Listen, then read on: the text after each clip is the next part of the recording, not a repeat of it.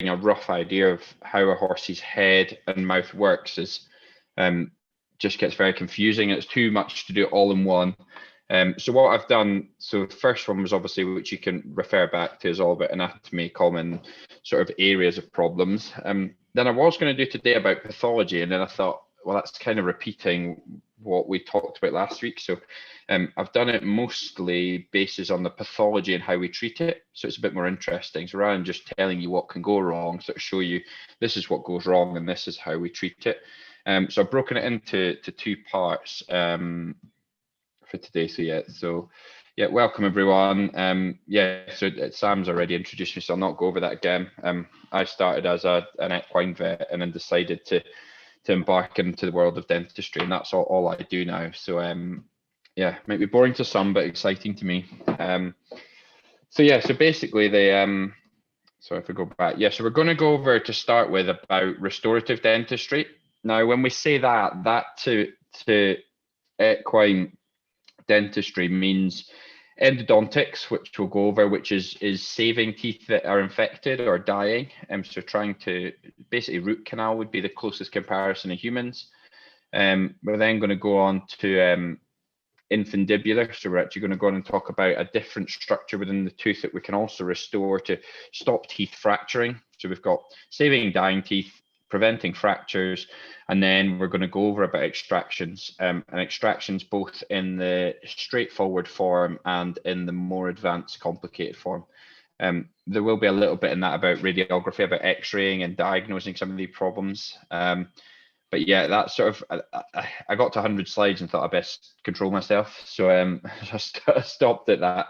There is lots of other areas of equine dentistry, but these are sort of the biggies. These are the common things we see a lot of. So endodontics. So endodontics is just a big name essentially for root canal. So when we talk about endodontics, we're dealing with the blood and nerve supply of the tooth. We're going in there because that blood or nerve supply has damage or disease. We're trying to take that disease away and we're trying to seal the tooth off. Now, this is probably the most cutting edge bit of equine dentistry because it's still a little bit on the experimental side. There's lots of evidence for it working. There's lots of really good techniques, but there are some big challenges and there's probably not enough follow-on data yet. There's maybe sort of people been doing it on and off for sort of 5 years, and there's some pretty good data behind that. But beyond that, we don't know 10, 20 years on how well these teeth do and whether or not they survive throughout their whole life. But certainly everything so far is looking pretty good. So these are the sort of instruments we're using. We're using very much like human instruments. We're opening tiny bits of teeth. We're going into those areas to remove infection. We're trying not to damage these teeth, trying to do as little removal or as little treatment on the surfaces and trying to do everything. We're basically doing jewelry level work in a horse's mouth, really fine finesse, tiny little burrs. So this is basically the bit of equipment that I use most of the time for it. So it's a high-speed unit. So it has it's basically a human dental drill, human flush, so we can flush into those areas, scaling unit, and then suction on there as well. And we're using really high-speed motors that can cut into these teeth really precisely. But it's not like when you come to floating teeth and rasping teeth. It's a skill, but it's quite a straightforward, not a fiddly skill, not a lot of finesse in it compared to this. This is really fiddly, really quirky, tricky stuff, and it can go wrong very easily. So very, very few people doing this. In the world, I don't know, maybe 100, 200, but in the UK, I bet there's only 15 to 20 people that are doing it, just because it's so fiddly and the equipment presents its limits. All the equipment is aimed at humans, so it's not particularly big or long. A lot of these cables you'll see on the left-hand side, the biggest limit with them is how long they can be. So yeah, we're using, and all of this that I'm showing you on this slide is all human stuff. So we have to buy this stuff and modify it to work for horses. So the actual structure of a pulp in a horse's tooth, the way it's made up is very similar to a human, except it's much bigger and there's much more of them. So if you go for a root canal at your dentist, you've broken your tooth, it's throbbingly sore, you go into the dentist, he looks in your mouth and said, well, it's not good, I think you've got an infection. He'll take an x-ray, probably say, right, you've got a root infection. It's not got an abscess, so we can treat it. What we're going to do is do root canal. So he has got a root that is probably maximum, let's say, 0.5 centimetre to 1 centimetre deep. There's one of them. He has very good access into your mouth. He's in a clean dental room. He's got a nurse helping him. You compare that to a horse that has somewhere between 5 and 7 pulps. They're all between 3 and 7 centimetres long, and they're like spaghetti when you get in there. Some of them cross over and mix and match. Some of them are really straightforward and go to a simple canal. There's a real variation in combination. So this is why it's probably not too finesse, because there's so many different types of anatomy depending how old the horse is, different breed variations, and all the teeth are slightly different as well. But yeah, some of the equipment we use, I'm not going to go into too much detail, but it's more just to let you aware we're adapting human stuff here. This is not equine specific. So this is a sort, and you have to be really looking closely at horses' teeth to pick these things up. So this tooth on the left-hand side has this tiny little cavity in it. Now, that is like a pinprick. Now, this is a very early case, but that little pinprick is what the sort of things, when we have a quick look at your horse's teeth with a headlight and really closely, these are the sort of things that to the naked eye don't look like much, but to us are the sign of something's going wrong. So we see that little pinprick in the surface of the tooth. We then look above the tooth and we've got this other little pinprick. Now that is a discharging tract. So that is actually the equivalent to an abscess in us. So that horse has damage on its pulp and it has an abscess discharging out. And that's the sort of things we look for. That to me is a great case for endodontics root canal, because it's a front tooth, it's an incisor. It's very easy to access. It's a young to middle-aged horse. And we can save that tooth. We save that tooth, we stop all the others moving, we stop the risks of extraction, and also we keep the aesthetic appearance of the horse. So it's a win-win-win, and it's nice and early. So the chances of it working, the success rate is pretty high. Here's another one. So this one's a bit more obvious. The file's in the way, but this one's got you'll see in this tooth, this is the pulp, this black area here, and it's sealed off. There's no way you could get anything in there, whereas this one has a hole. That's a 2.4, a 24 millimeter K file, and it's just gone straight in there. So that's a 2 centimeter deep cavity at least, probably deeper. And that is a dying tooth. Again, another lovely case for endodontics. Here's another one. So this is a crown fracture. So these are much more obvious. This is more the sort of thing the owner would say, oh, I was putting the bit in and I noticed there's something on the front of these teeth. That actually extended into the pulp. There was gas effervescing out of it. Again, lovely case for endodontics. What we have to do in a lot of these teeth, because they're so big, we actually have to clean them from the occlusal surface, which you'll see in a minute. So we clean them from where the hole is, essentially. But quite often, because they're so long and our equipment has limitations, we actually have to open up another little canal here, just next to the gum line, so we can clean the root as well. So we end up with 2 access portals. So it's quite bizarre. You would never do that in a human tooth because you have no need to, because they're never that long. So yeah, we've sort of adapted these techniques, and they're very individual. This is quite an interesting one, because this is actually a horse that was in a grazing muzzle. And I see a lot of these. I don't know how many horses have grazing muzzles. I think they're pretty common now, and I think with the way the weather's been, the grass they'll be even more popular. Grazing muzzles are great. I'm a huge fan of them. I think they're brilliant. I think they control the intake of what a horse can eat. They're a necessity in many of the native breeds that we have on grass. Probably not so much in the thoroughbred world. But the problem is there are certain types of grazing muzzle. I can't say the name of the one. There's a particular one, and it's basically made of hard plastic. So they shouldn't be made of really abrasive plastic, because those horses are going to be rubbing against those muzzles all day. So they should be more like a netting or a mesh, or a soft plastic, or have padding around the front of them. And basically, what's happened with this horse is over years, really, or certainly at least a year, it's worn through the front of its incisors. That has opened up 4 little holes. So at this age, these pulps are split into 2. So there's actually 2 in each tooth at the surface, and all 4 of those pulps are dead. So we need to drill out and repair that tooth. You'll see these teeth that aren't in contact with the grazing muzzle are pretty fine. There's a little bit of wear on the surface, but they're normal. Whereas this, it's basically like carpet burn on the front of the teeth.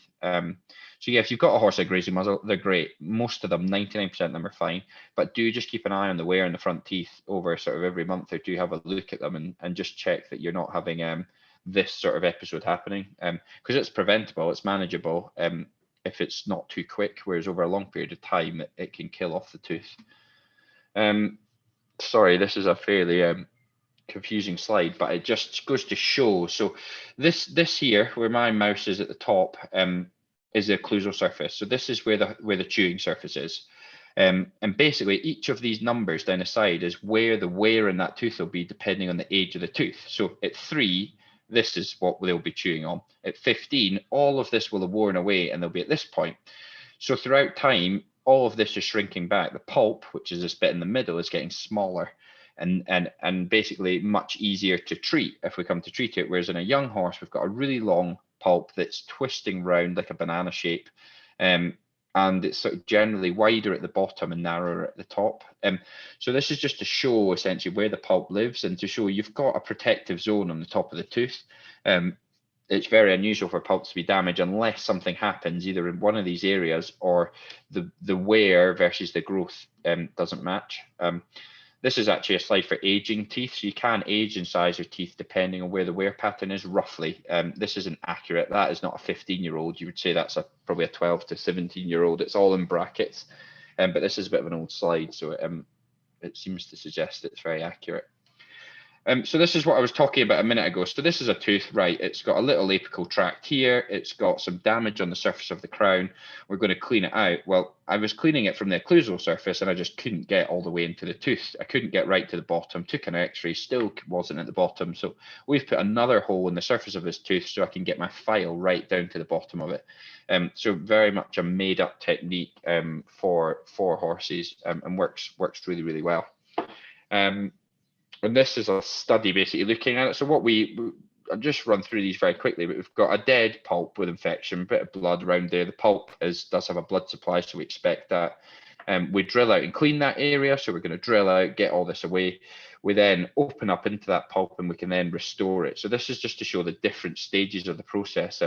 It's quite tricky just showing you photos of teeth from a distance until you see them close up. This is a sort of stage structural thing we do. So we identify them, we clean them, we debride them with a file, we then dry them, we then chemically prepare them, so we sterilize them, and we then put a glue layer on them, and then we put 3-layer filling in them. So it's quite fiddly, tricky stuff, but it's a really good technique. So here's one of those teeth I showed you earlier. So it's got the 2 cavities in it. We've drilled into them, we've cleaned them, we've got everything out from inside the tooth, we hope. There's no way of proving, but as long as we've done a very thorough job, it gives it the best chance. Here's another one. This is a bit of an unusual cavity. This was right over the pulp and looked like it went in, but it actually didn't. So again, we cleaned this. This is part of the cleaning agent going in. We set it with a light and it goes white like this. So we clean it back and we can, what looks like such fine work, we've potentially saved both of these teeth. And both of these were at least 3 years ago, and it's up to date. These teeth look great. So hopefully we have saved them. Here's another one. So big necrotic dead pulp. We've opened that up, filled it, hopefully, and we've got all the infection out. Much older horse. This is about sort of 15 to 20-year-old horse. So much easier to clean, shorter, wider pulps. This is another one. So again, this is a fractured tooth. So the tooth should have a crown like this. It's broken off. Got called to this horse, was bleeding profusely, so we dried it all, got the bleeding controlled, and sealed off that pulp. So rather than that tooth having to come out, which is inevitably what would have happened, we've saved it. With fractured teeth, with traumas like this, you have a very short window of opportunity to get these right. You really need to be treating them ideally within 48 hours to save the tooth, and that is the most common incisor fracture you see in thoroughbreds. And it's normally they're messing around over their door, young sort of 2-3-year-olds. Something happens in the yard, or they pull a latch, it makes a noise, they flick back, and they're basically the front of their mouth is still holding onto the top of the door or the latch. So when they pull back with force, it breaks their sort of very small, fragile teeth. So we see a lot of these in thoroughbreds. So yeah, definitely one to look out for. So here's another one. So this one at the bottom is what it looked like when I first examined the case. We've started debriding it and cleaning it, and then we've sealed it off. So it's a 3-stage process. Each one has its own sort of stage to it. This is a light curing. This was a bit of a quirky horse. The reason it had some other problems going on, some diastemas and pathology, but this is the light curing. So this is the certain wavelength of UV light we use to seal these substances off. So they're basically ceramics. They go solid. They're really, really hard substances when you set them. So that's incisors. So here's cheek teeth, and these are much, much more complicated.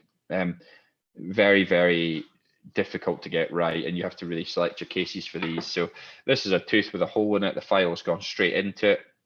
When we x-ray these teeth, this has got 5 pulps. So each one of these files is in a pulp, and it just goes to show they're like spaghetti sometimes. These files quite often cross over at the tips. So like, for example, here, these 2 pulps cross over. So you could be cleaning this pulp thinking you're cleaning to this area, but actually you've slipped into this little edge of the pulp. So very, very hard to get right, these cases. I think we're probably a good few years off this being a mainstream treatment. It's still a little bit trial and error. The problem is if we don't do the cases, we'll never get better at them. Say it's going to be a problem. When it breaks, we'll take it out. So this is what we do. So this is a bit like the similar stuff we use with endodontics. Again, a lot of it's human based, and what we're going to do is we're going to, this isn't as specific a procedure because it's not a live structure in the tooth. So we clean it and sterilize it and remove it, but it's unlike the endodontics. If you leave a bit of organic debris in there, it doesn't matter because you've sealed it all off and you've sterilized it all. Whereas if you leave that in a pulp, it'll get into the blood supply, it'll kill the tooth. It's a disaster. So it's not as specific a procedure, and it's a much better success rate because of that. So this is what we do. We've got, that's a high pressure drill there. We're drilling away inside the tooth. Debriding, again, another video, frustrating. Yeah, it just doesn't want to play them. So what we're doing is using these high pressure equipment. These are much longer, much wider, much more robust files we're using to drill and remove all that tooth material away. And this is what we get. So these are the infundibula of the tooth. We've removed all the organic debris. We still have a lot of food staining around it, but once we've removed all of that debris, we can then look at sterilizing that area and filling it. Again, that's another video, frustratingly. This is the anatomy, which you don't need to get too bogged down about, but it was just to show you the difference. So these are the pulps next to it, and this is the infundibula. So this is a structure that the reason it's there is to increase the chewing surface of a horse's tooth. If it gets diseased, it goes right into the middle of the tooth. Food gets in there, weakens the tooth. Tooth's quite likely to either fracture or get an infection through the side of it. So this is not in the pulp. The pulps are here. This is a very separate structure on its own, and we can fill these. So they're called infundibular fillings or infundibular restorations. Great technique, works incredibly well.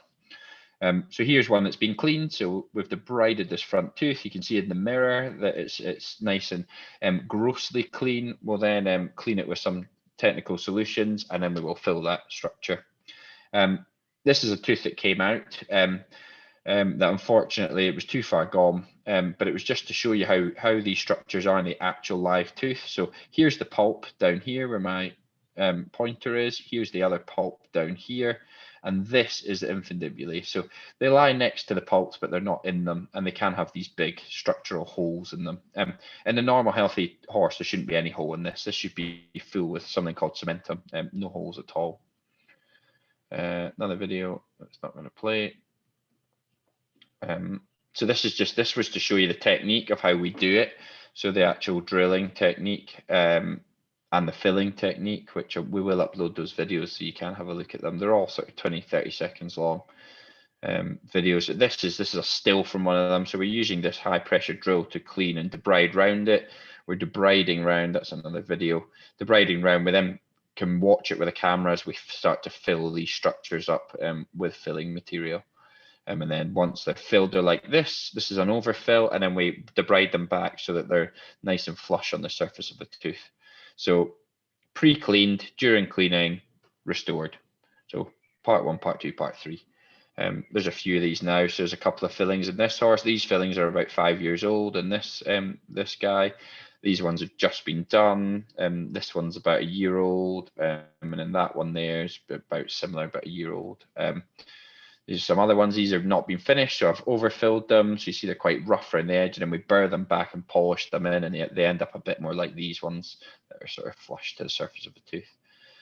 So yeah, so that's fillings. That's all the we do endodontics, we do restorations, and then that's sort of as far as we use that equipment. That's how we use that sort of finesse fiddly equipment. Now we're going to talk about some simple extractions and some X-rays, and then about some more complicated extractions. So yeah, this was a video to show sort of how I know what's an extraction, what's not, but essentially we use a combination of both looking inside the mouth and X-rays generally to diagnose an extraction. So you can look at a tooth and sometimes you can be 100% sure it needs to come out, but quite often it's based on X-rays, the exact same as our dentist would do. So yeah, here's a case. This is a horse that presented in the bottom left with a swelling, facial swelling.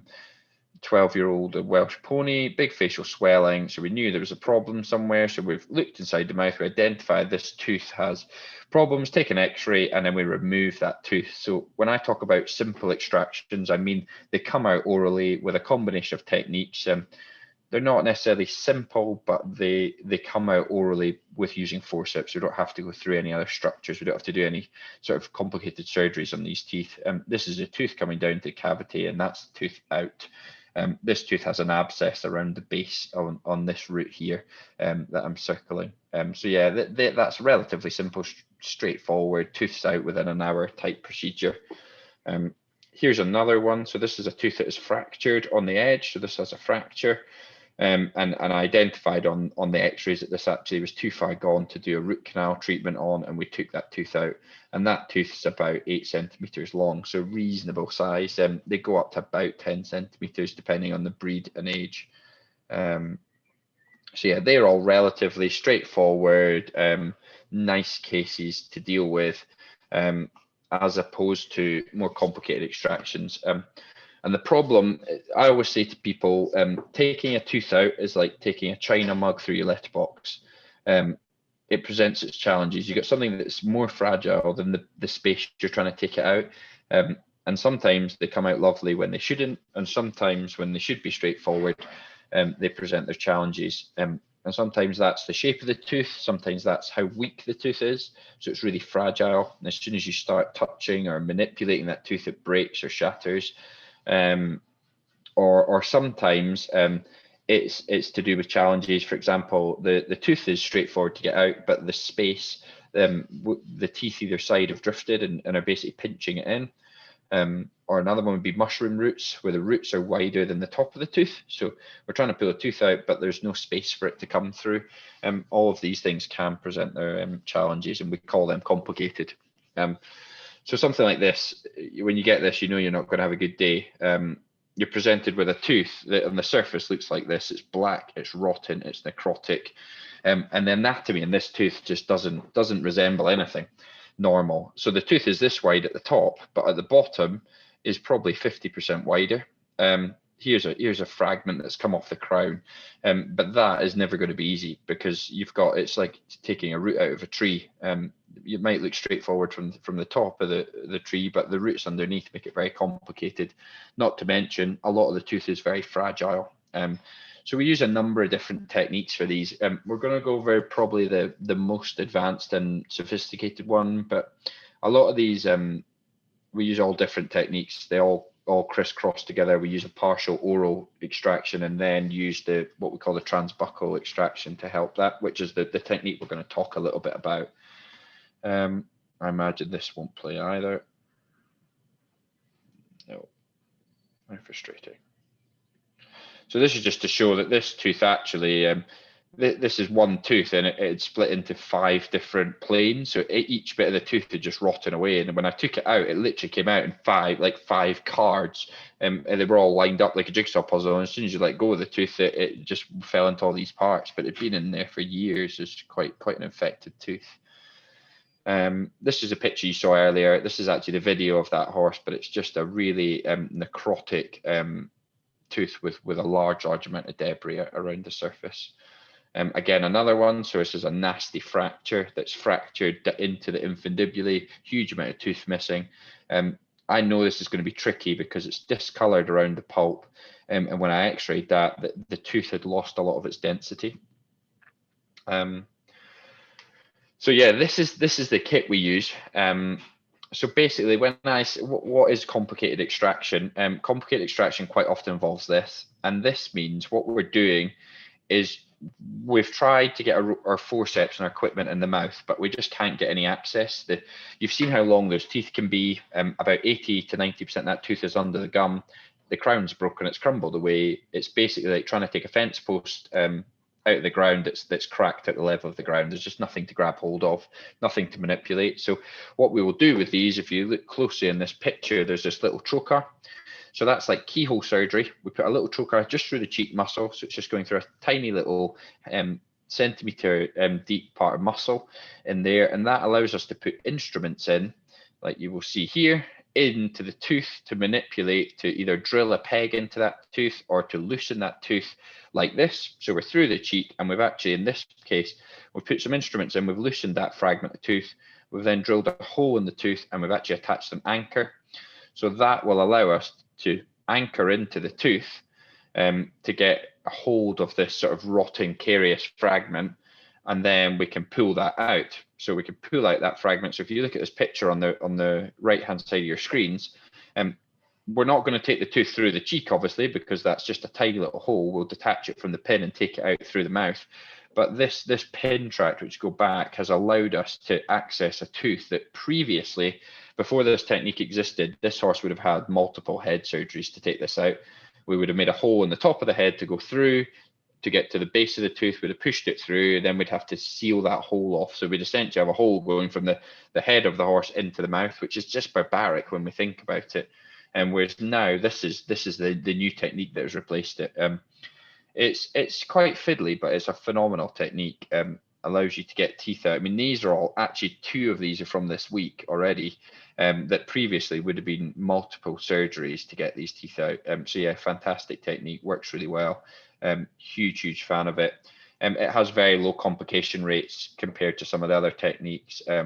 It's very safe and can be quite quick. You can have a tooth before that would have taken 2 or 3 days. You can have it in 45 minutes if you do the technique right. So yeah, this would have been a couple of videos again. I'll upload these of actually the drill going through, drilling the hole, putting the peg in, and then one of actually a tooth coming out. Obviously, I can't show you them.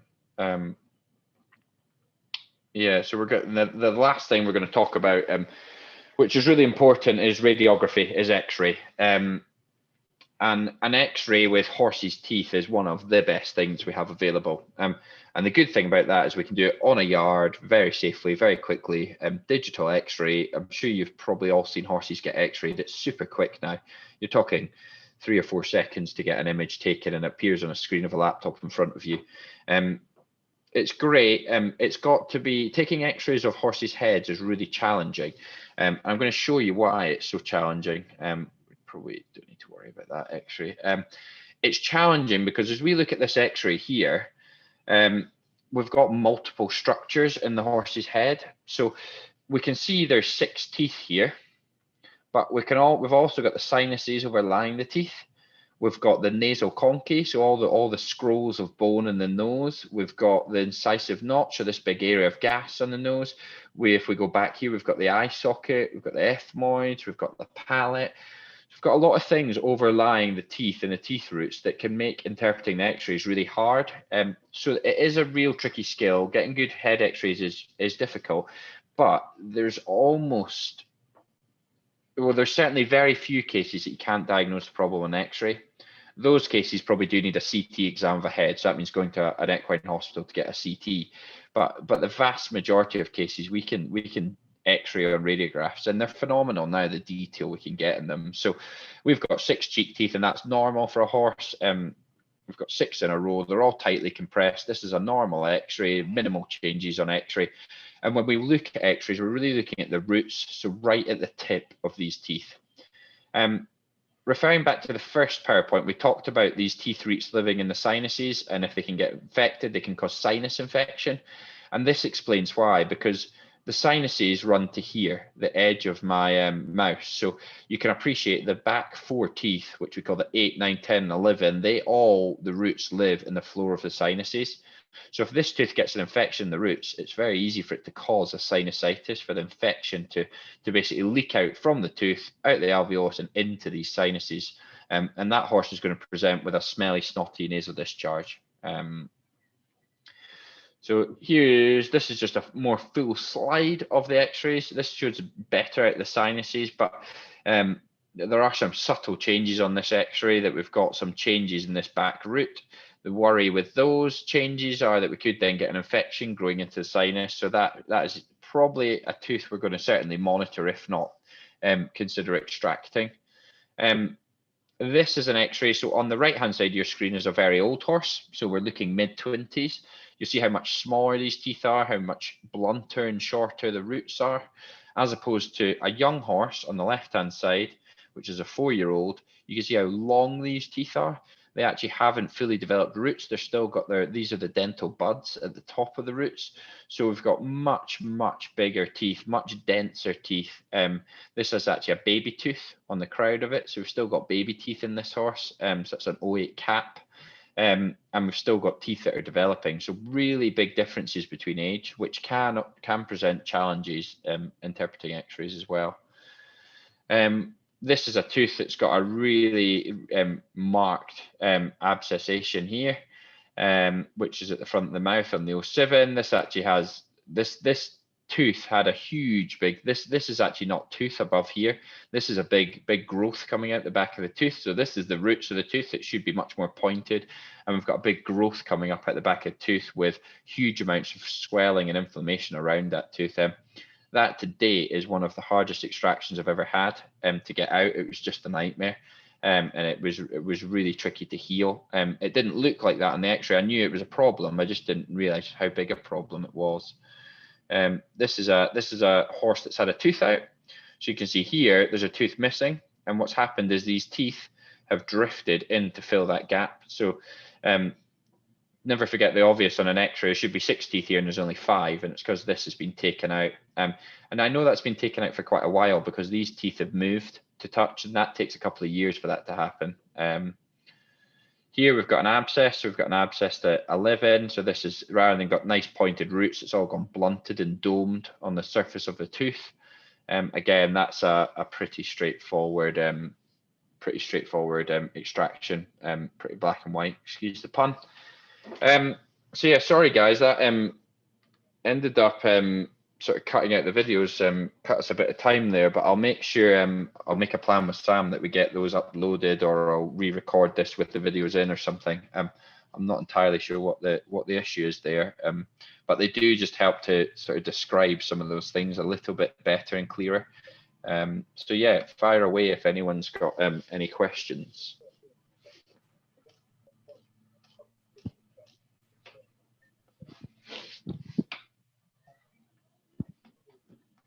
I never know if silence is a good or a bad thing. So James, when they've got the little tract above on the gum, so from my past experience, I only noticed because the horse liked carrots and it stopped eating carrots and it had a little bit of blood. So is that how you would kind of notice before you noticed a blemish on the gum to know that you needed to extract it? Yes, that's a good question. Yeah, we didn't really talk about that. So yeah, how do you know a horse is in dental pain? How do you know it's infected? It's a massive list. It's really hard to say what horses, who will do what. The general things, yeah. If you've got a sore incisor tooth, the normal thing you'll get is they'll struggle to eat carrots. That's a big one. It's certainly, they might eat the carrots, but they'll struggle to bite through them. So they'll pull them into their mouth without actually biting them. So that's definitely one thing. Or the other thing would be hay nets. They sort of struggle with hay nets a little bit because they have to pull them with their teeth. They're maybe struggling on the short grass. They're only managing on long grass. all the way through to things like, are they rubbing their teeth? When you go to put the head collar on, they're trying to rub their muzzle and teeth against you. Do you find them in the stable, sort of head pressing, pushing their head into something, or dragging their teeth up and down the stable walls, or up and down the stable door, assuming that's not a normal behavioral thing that they do. All the way through to bad breath, so halitosis would be a big one. Swellings on the face, any pain. Had one recently, it just didn't like the bridle going on, and the head collar had been fine its whole life, and then suddenly just didn't want you round about the edge of its nose, its facial crest, and that was because it was sore. Heat, swelling, through to things like ridden problems. So obviously any vices ridden, leaning head to one side, head shaking, ears. So sometimes they drop an ear to one side. All these things have to be new. If they've always been there, they might be just normal behavioural vices. But if they're new, all the way through to salivation, so just constant salivation, talism, which is just this constant drooling, lip smacking, sort of putting their tongue out when they're eating. A big one that I forgot to say is quidding. So quidding is a huge one for cheek teeth. If a horse is balling up hay and spitting it out in sort of small balls or cigar shapes, that's a real sign of oral pain. Obviously, if there's any smell, nasal discharge. Sometimes if there's nasal discharge and ocular and discharge from the eye, that can sometimes present. There's a sinus problem brewing. And then there are some funny ones, like some horses will just rear every time you ask them to go forward. Some of them will be quite violent, head thrashing. Some horses will just literally stand with their head in the corner of a stable. Be fine when you're on them, but you go and put them in the stable and they'll head press, and that can be a sign of headaches in horses. And then there is an amazing study. I mean, it's quite a tedious read, but someone did do a study about facial expressions of horses with dental disease. So they found horses that had dental disease, and before treating it, they studied their facial expressions, and it's quite amazing. A lot of them were doing things like squinting their eyes or leaning when they were stood. They were sort of squinting and leaning to one side. Ears, independent ear movements, sort of almost like a frown in the horses, or just tilting the heads. They were quite obvious when you knew they were there, like to look at them, but day to day, they'd be very hard to notice some of these very subtle signs. And I suppose that's the importance of getting your horse's teeth checked at least annually, because some horses, they just don't show signs. And I think it's because they're pretty tough. They're predatory species. And in the wild, they wouldn't have anything like the abundance of feed they have in modern life in Britain. So they get by. They're almost already on a convalescence diet with how well we feed them that they manage. So yeah, routine dentistry is just one of those big things that really does help. One thing I learned as well when because I've been working at a Rainbow Equine Hospital, also checking the feces to see how long the strands are of the grass that they may have eaten or hay they may have eaten. If they've got quite long strands in the feces, then it could be a sign that they need the teeth checking also. Yeah, definitely. Yeah, strand length is a good one, especially if you've got one that's losing weight, because some horses eat, but yeah, if they don't masticate, if they don't chew it into a short fiber, so short-term fiber, they can't metabolize it. Unlike most ruminants, so most grass-eating animals are ruminants, so they can chew grass in any way. They can regurgitate, chew the cud, and they can then ferment, whereas horses can't. So yeah, it's a good point. If they're losing weight but they seem to be eating and they don't seem to be showing signs of pain, yeah, checking feces for just long fiber. So if you've got long strands of hay in there, shouldn't do. And if that's persistent in the feces, you would worry that either there's a problem with jaw or teeth would be primary things, or even swallowing, throat. So yeah, it's a real good one to mention, because it's a real subtle thing, but it can often, especially in old horses, it gives you a lot of information.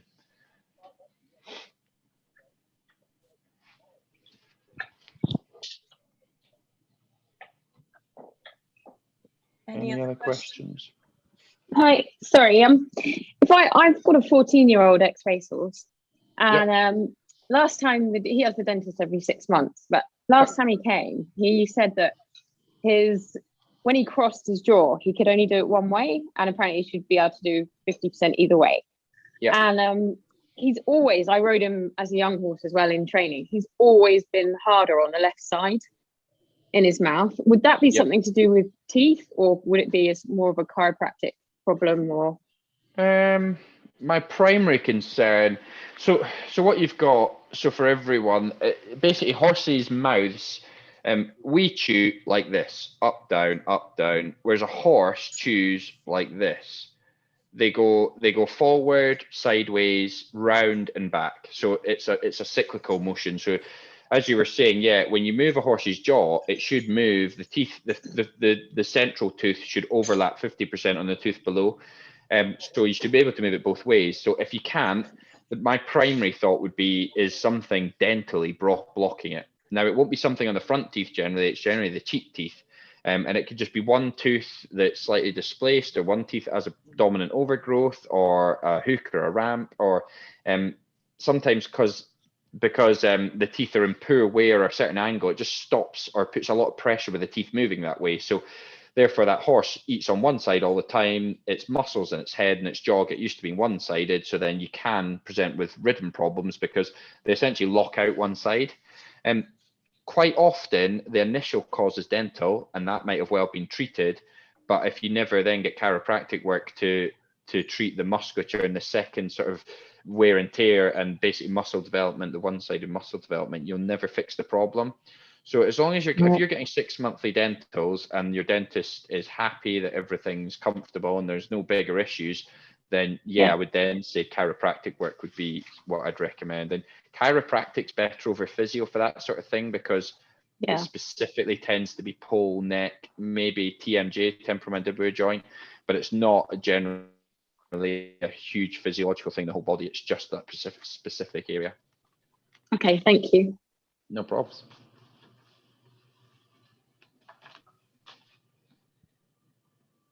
How did you go about getting the training for the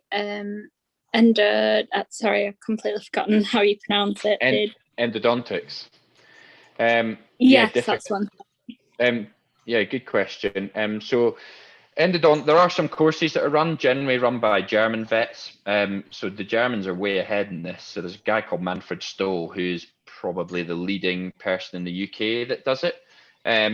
But yeah, so they do training courses, but beyond that, it is case selection and case experience. And the big thing I find is getting clients on board to do it. I mean, you have to be fully transparent and say, look, we can take the tooth out. This tooth has an infection in it. We can take it out, which is what we've always done, and fix your problem.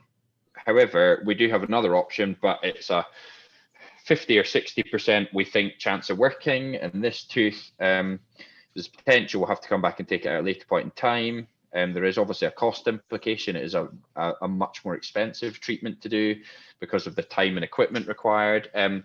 So it is hard. I mean, a lot of people, I'll be honest with you, say, well, if it's not guaranteed to work and the horse is in discomfort and it might still be in discomfort with it, and you might have to go back and take it out and it's a lot more expensive, we'll just take the tooth out.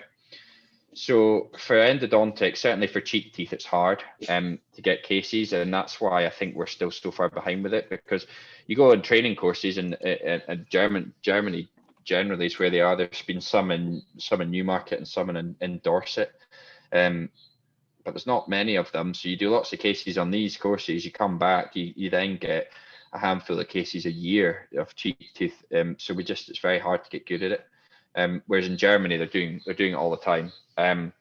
So I think the technique will get better, and it will just be a slow curve. As opposed to the infundibular restoration, so the one I was talking about to stop the fracturing or disease, we've got, well, I mean, in the UK, there's thousands of horses that have had them. I mean, even as a practice, we've probably done a good way over 1,000. Because they're just such a good success rate. So I can say to clients, look, this will work. I can't guarantee anything, but I can give you a very good chance of this working. So a lot more clients go for it. Whereas with the endo, it is hard, and it is hard to get the training because just case selection. If everyone went for it, you would be brilliant at it within 6 months, because you'd be doing cases all the time, probably every week. But the reality is we're doing them maybe one a month would be good case log. Thank you. Is there any particular things that occur from racehorses kind of being on a different management level to normal horses in terms of like possibly lack of fibre and a different kind of management system? Is there any kind of problems that occur more because of that? Yeah, definitely. I think the biggest thing in racehorses is their diets. So generally, and I am being stereotypical here because I know some yards and in the last couple of years have massively changed this, but you're generally talking about horses that spend reasonable amounts of time in their stable or stall, generally on quite high starch and carbohydrate diets because they need a high energy diet because they're working hard, they're doing a lot of fast work, they need to be fit, they're young, we're trying to grow them quickly. So yes, they might get fibre. They probably, for the amount of time in, are on the short side of how much they get. They can sometimes not particularly want to eat huge amounts of fibre. So they're doing more chewing, less grinding because they're eating more concentrates. They're getting quite high starchy, sugary foods on their teeth all the time. And because they're not spending huge amounts of time, essentially, I always think that eating fibre almost brushes the teeth in a way. So because they're not eating huge amounts of fibre, they're not cleaning a lot of that food off. They're not wearing those teeth down. So the big sort of things they get are caries. So those infundibular fillings are generally for things like caries.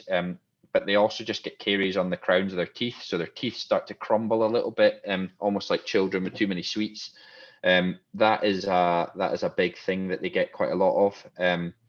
And that's really hard because peripheral caries, decay on the teeth, can only really be managed with regular dentistry and diet. Diet's the big change, which is hard to change a competition horse's diet.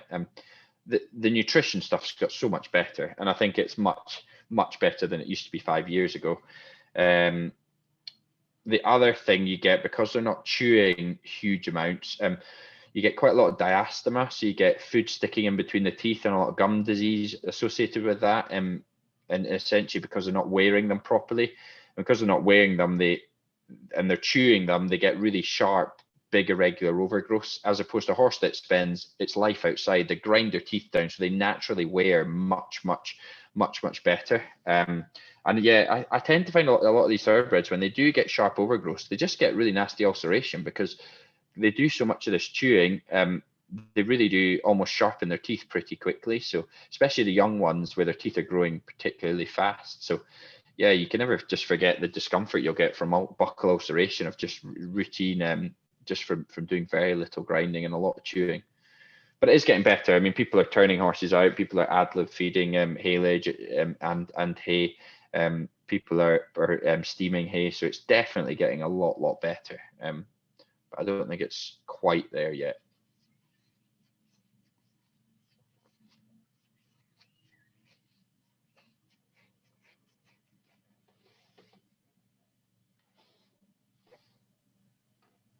Any other questions now?